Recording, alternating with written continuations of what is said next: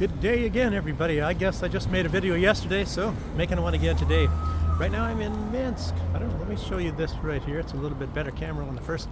That is Victory Square, Ploshad Pobyeды.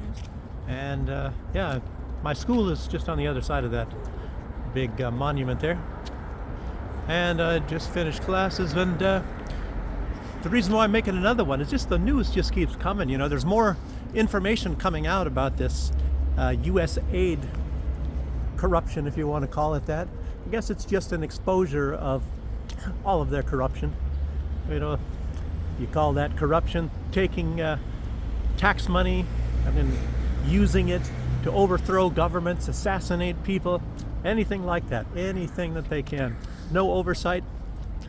And senators and things that have tried to find out, you know, where the money is going and what it's getting spent for.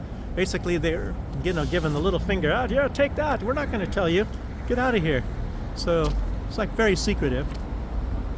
And before I forget, because I didn't write it in my notes, but Brian Berletic, a former pretty girl there, Brian Berletic, former Marine. I think he has a channel, and I think he's based in Asia, and a very good analyst, of course. And he was saying that this takeover of U.S. aid by Marco Rubio certainly is a takeover, but they're not going to destroy it, and they're not going to change it that much. They're just going to rebrand it, and it's going to be the same thing. And I was thinking, well, why would Trump actually destroy this? Because it stands for a lot of things that Trump likes. And I think all they're going to do is just try to, like, he's right. What I'm saying is I agree with Brian Berletic. What they're going to do is just try to hide it a lot better. But they're going to be doing the same sort of deal. And I don't know. Probably going to change their modus operandi a little bit.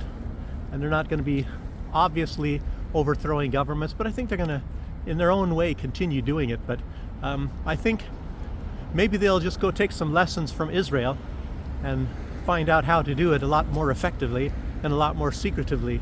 Like Israel is able to go in and assassinate scientists and assassinate all kinds of people, and then they have somehow informants or whatever. They know where everybody's at, drop bombs, kill, poison, everything. They get away with everything. So Israel's a lot better. And if you think about it, even a lot of these other agencies from other countries are better, but they don't have sabotage departments. Like I was saying in a lot of other videos, most countries, their intelligence department is just for gathering intelligence. And there's a few countries, Israel, the United States, and often in the past, not really always, but the UK, Great Britain. So they use these intelligence agencies to do assassinations and, you know, overthrowing governments and all that. Like, when was the last time I think I heard of the British doing it? They used SAS, you know, military members, and that was in Libya.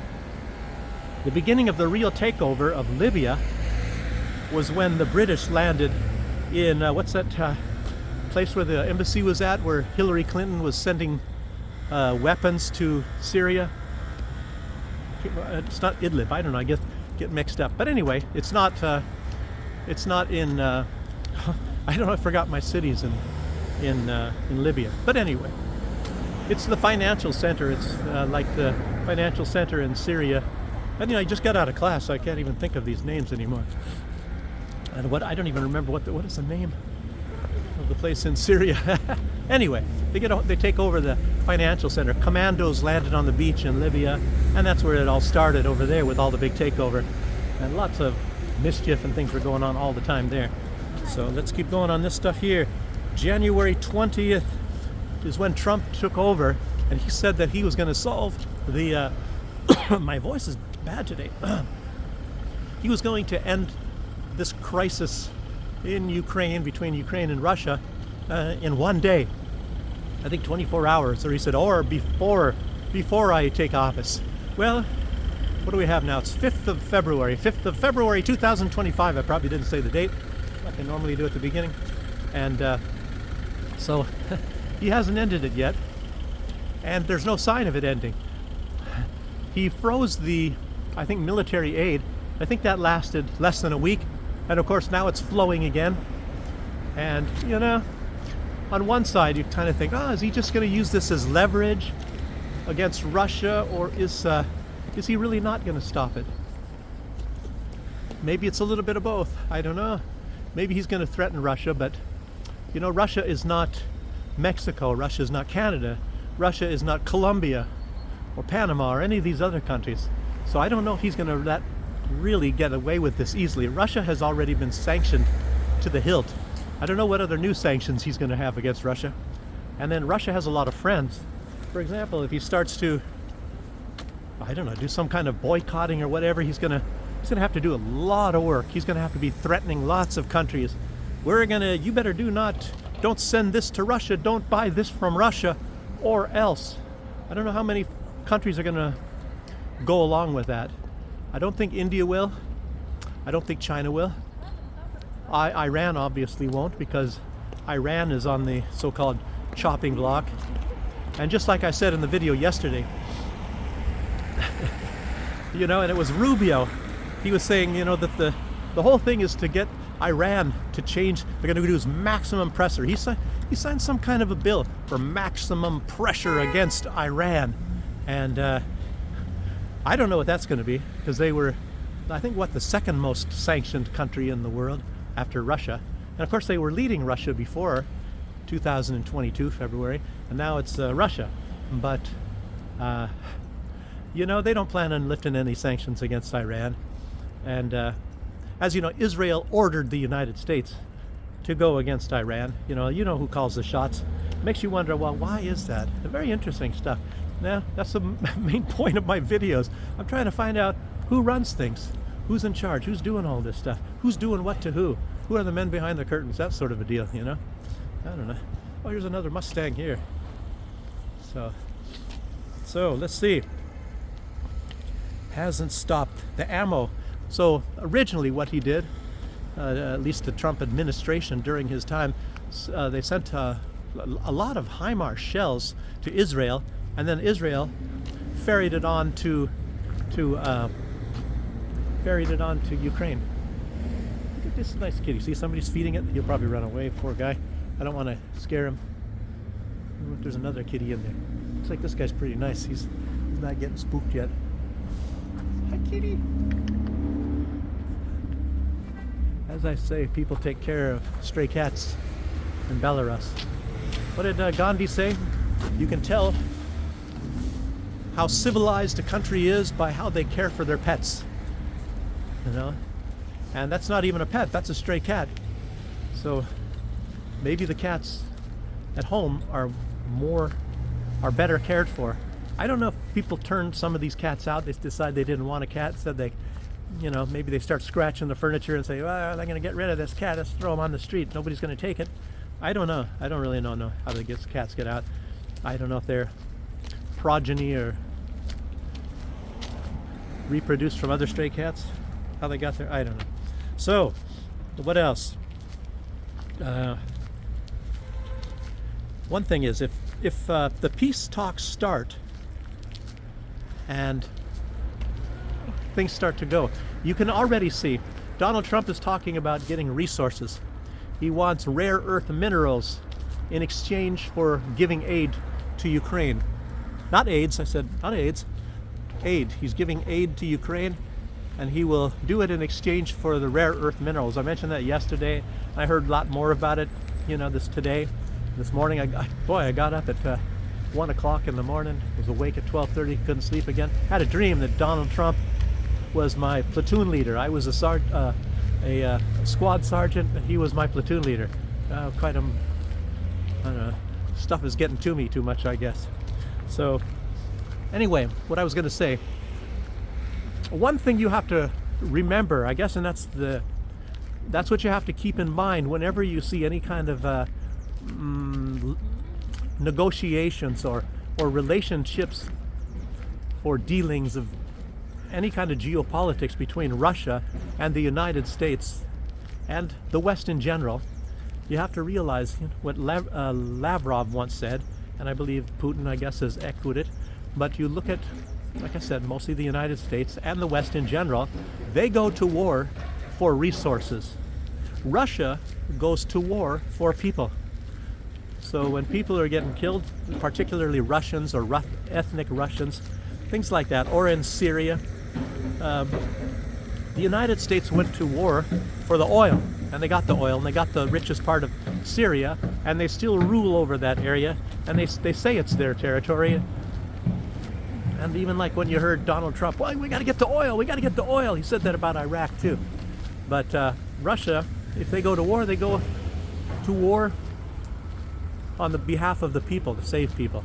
Syrians, or the people of the Donbass, or whatever. So when you hear these negotiations, Donald Trump is going to go in thinking of nickel, gold, copper, coal, whatever he can get from Ukraine, and Russia is going to think of the welfare of the people, maybe ethnic Russians.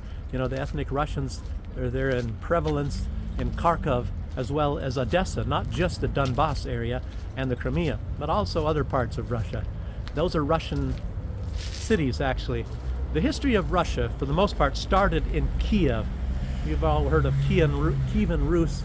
A lot of people say, oh, no, that's something different. But it is and it isn't. So, but that's where the history of Russia, for a large part, started. And then, of course, the capital moved to Moscow.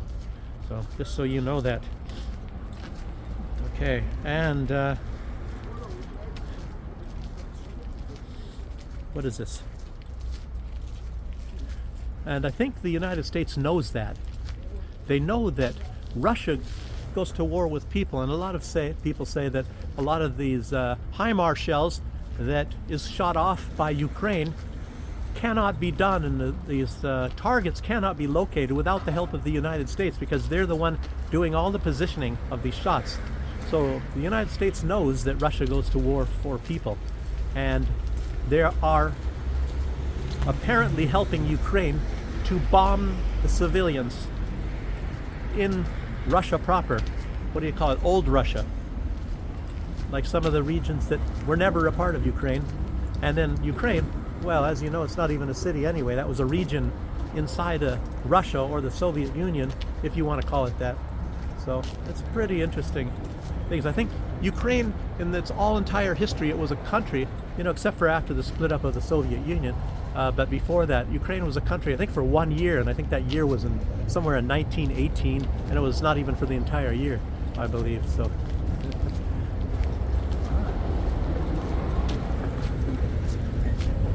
well, too bad I'm married and a little bit older.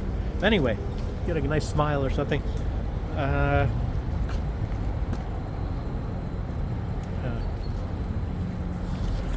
part is already been said. Trump, he was, you know, that's another thing. We're talking mostly a lot about what's going on in Ukraine and Europe right now, but you also have to consider what's going on in the Middle East.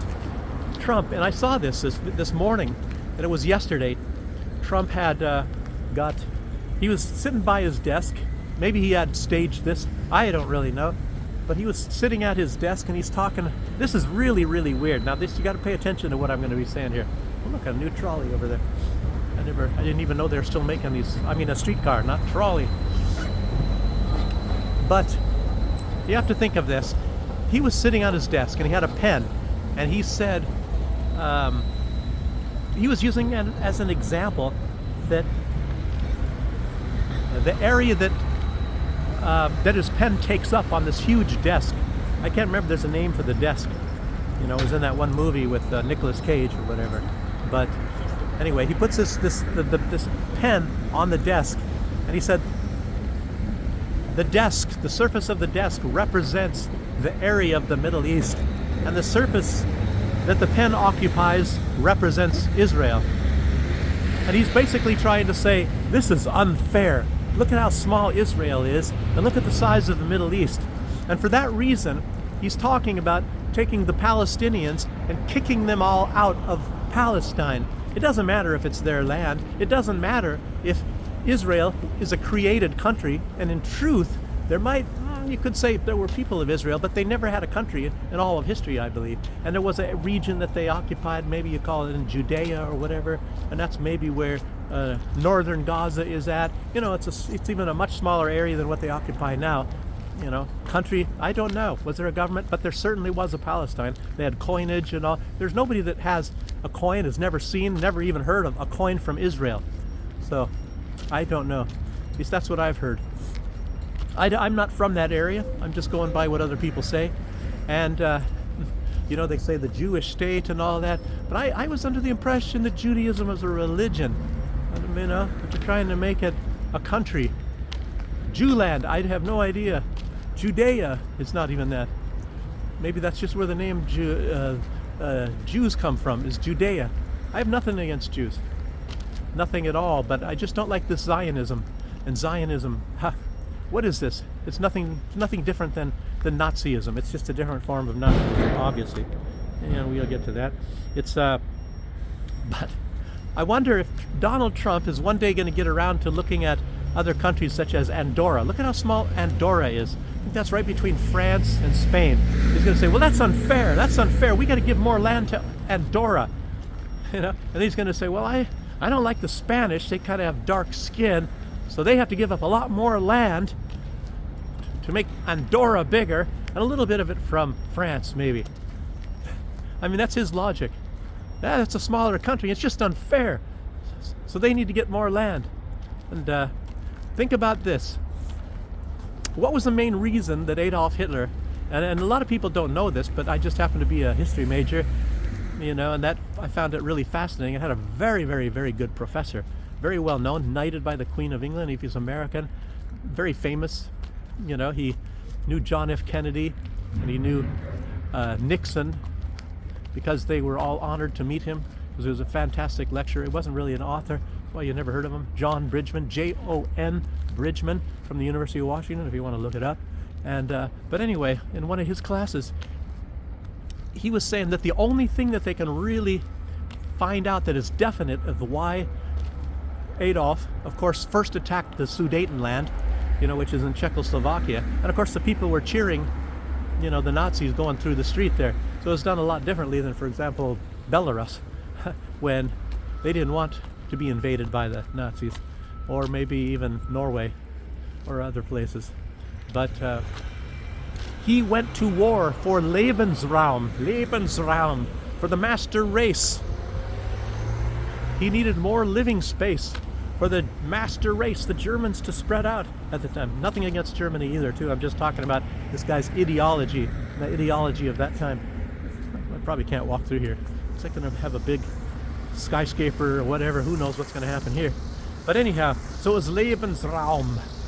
And so what is Israel doing, And Donald Trump says, we're going to make Gaza the Riviera of the Middle East, but not with Palestinians. He pretty much even made sure that people are asking him about the Palestinians and the Gazans and stuff. He's actually, what he means is without them. That's why he wants them gone. He wants the Egyptians to take them. And what other country? There's a couple countries, I think maybe Jordan. Jordan has got a lot of Palestinians. But anyway, he wants to get rid of all the Palestinians and, of course, give that to the God's chosen people. Not the master race, but God's chosen people. So I don't know. There's not that much of a difference.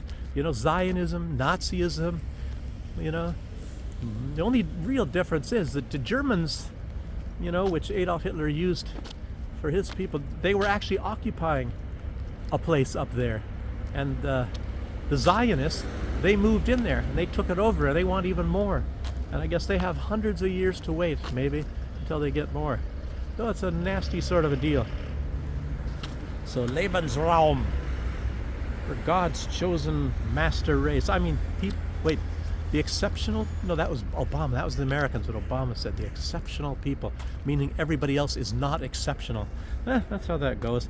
I don't know. That's how these people, I don't know if it's to marshal the people to do all kinds of crazy stuff, to go out and kill everybody else or not. So I used to think, well, nationalism, maybe that's not such a bad thing.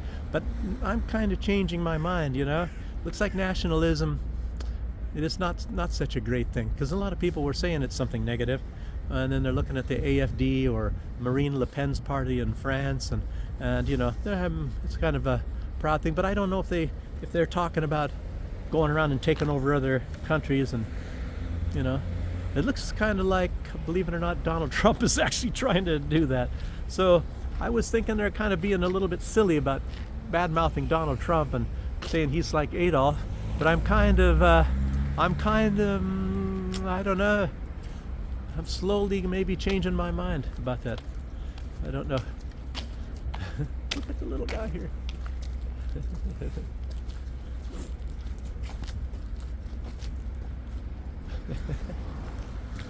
Little guy. Yes. So, U.S. aid. So it's going to be morphing probably into the same thing, maybe just give it a different name.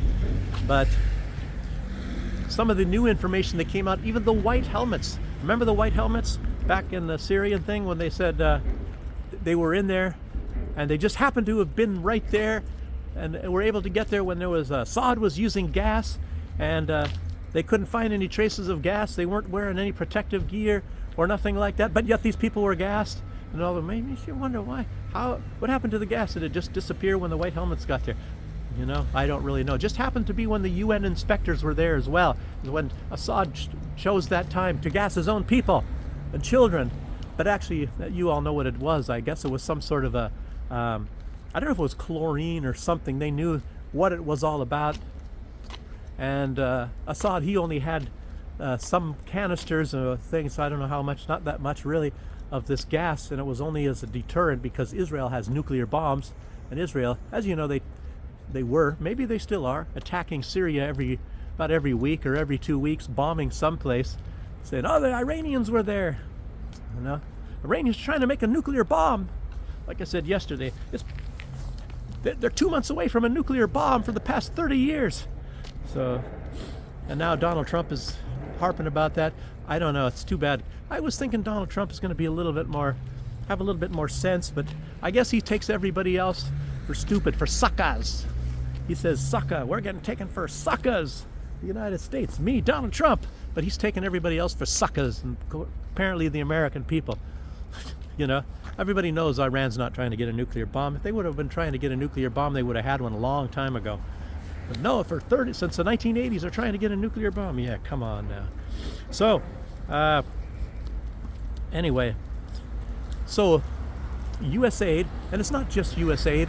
It's this grouping. It's this grouping. They have a lot of time, and it's like maybe a little bit of a mix and match. Sometimes more, sometimes less of one of these other agencies, which includes like the USAID, State Department, CIA. I guess what's the other one? The DEA? No. What was it?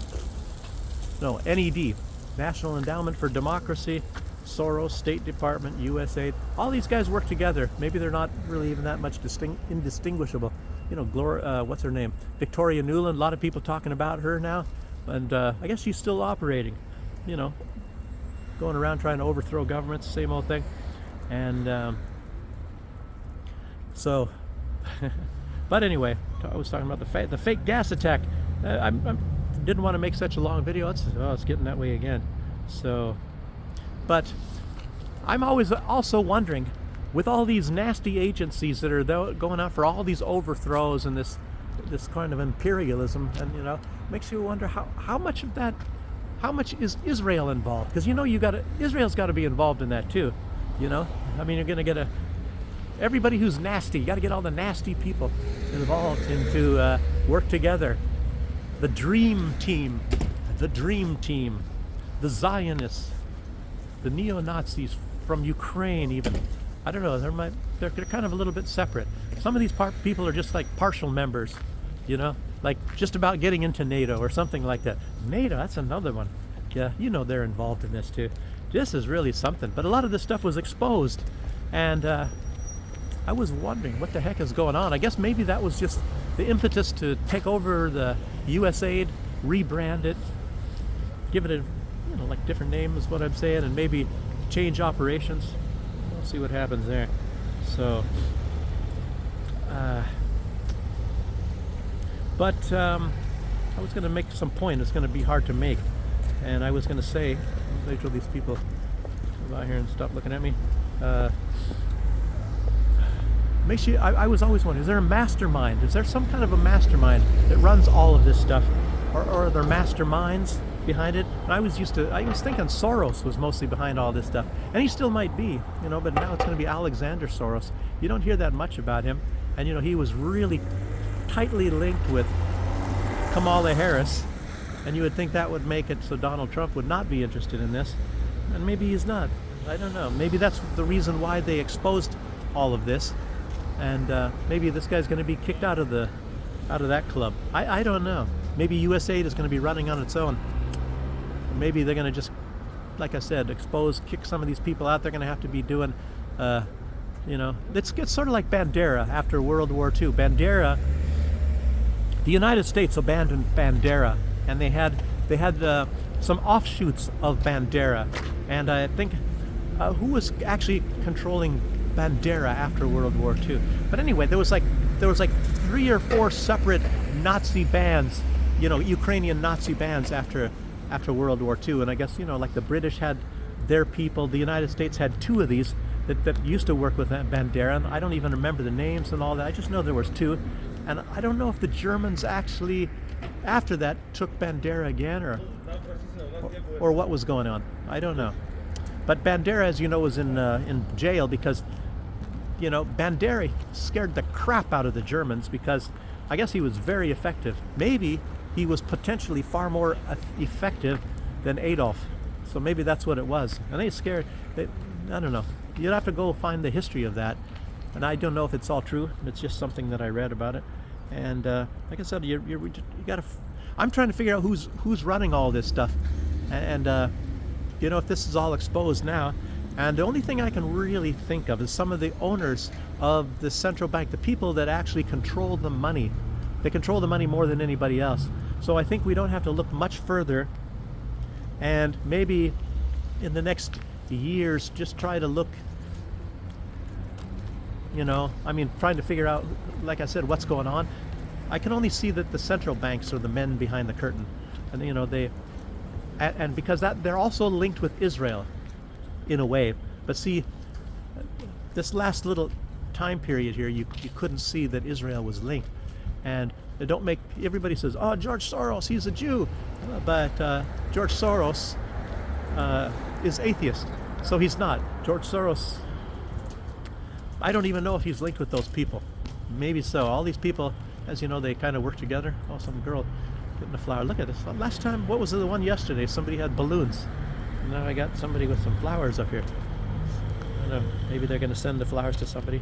Maybe it's a flower shop. I have no idea.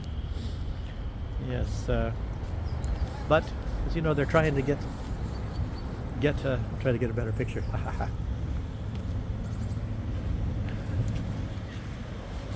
She might not have wanted to be in the picture, but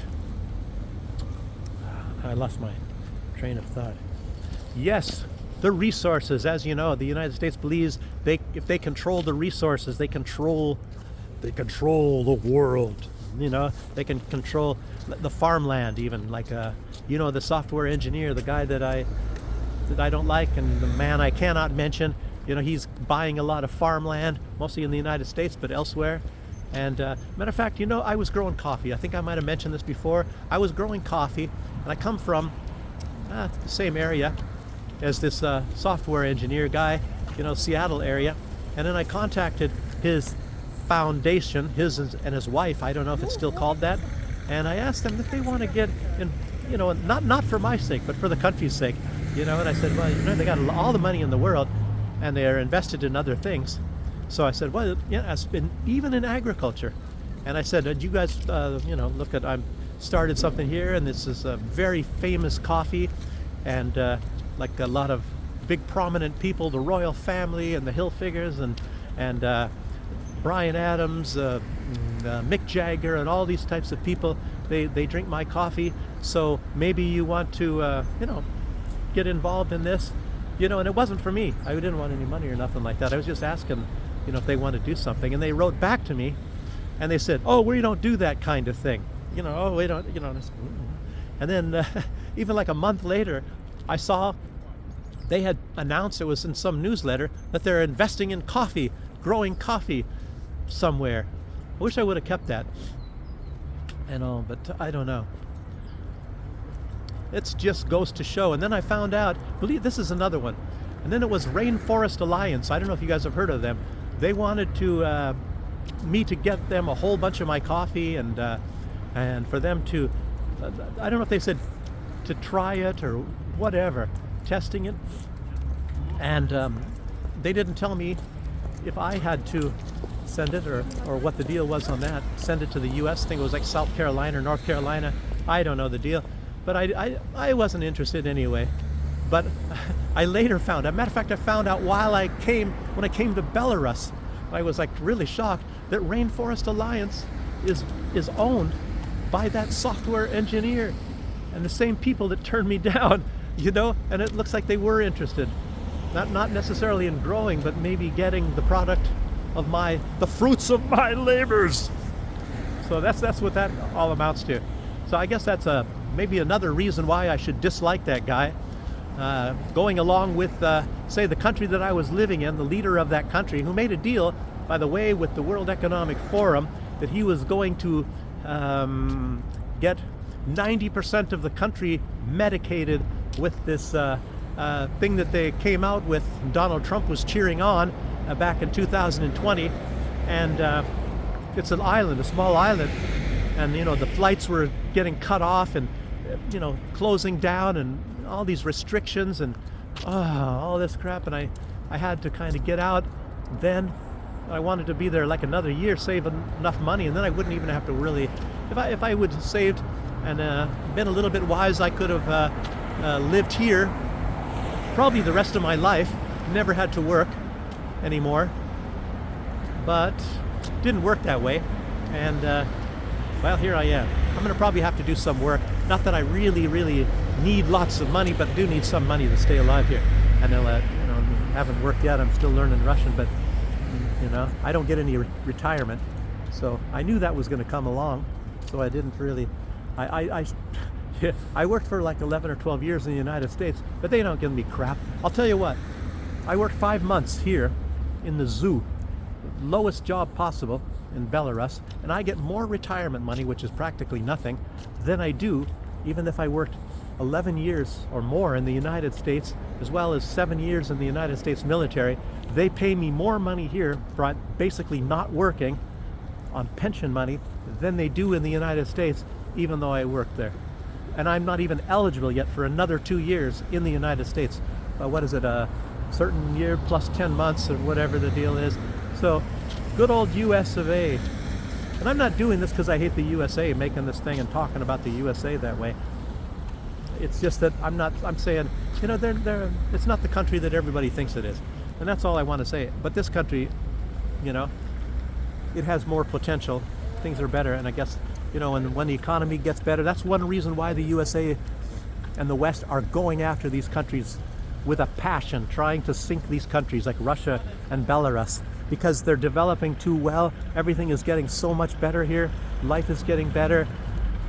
And they have a lot of propaganda campaigns trying to make everybody that live here hate the country, on and on and on. So just letting you all know that.